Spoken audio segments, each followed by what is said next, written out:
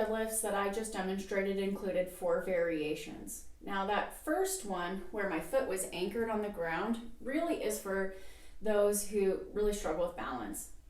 I want to cover exactly what's happening with my body, whether you're weighted or unweighted. First, I'm going to have my back engaged by squeezing the shoulder blades together. My belly is sucked in. My toes are grabbing like this into the ground, like toes going into the sand. Then I'm going to turn my body a little bit into the pinky toe with a slight bend in the anchored leg. I'm now going to fold, and I'm going to go slow enough to where I can feel my body staying in a good position.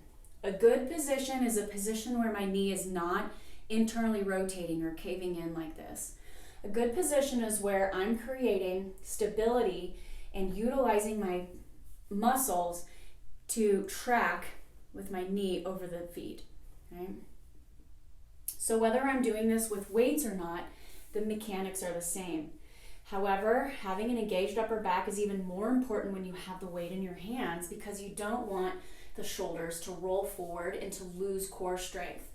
So pinch the wings together, belly is sucked in tight, squeeze your toes, turn a little into the pinky toe, and then maintain a slight bend in the leg that's on the floor until you touch the kettlebell or dumbbell to the floor and stand back up. If you're doing this in warm-ups, I will often not use weights even though I'm capable of it, because it's a warm-up. I want to ensure that I'm doing the right things with my core and my body before I load up with weights. Usually by round 2, I'm ready to use my weights as a little bit of a warm-up.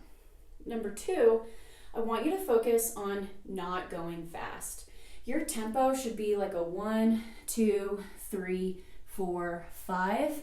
1, 2, 3, 4, 5. Okay? Next, I want you to focus on your hips. A very common fault with a body weight or weighted single leg deadlift is a turn of the hip as you're going down. Think about your hands, and I actually want you to place your hands like right at your pelvic region while you're not using weights, so you can kind of feel that your hands should be pointing to the floor, not to the wall.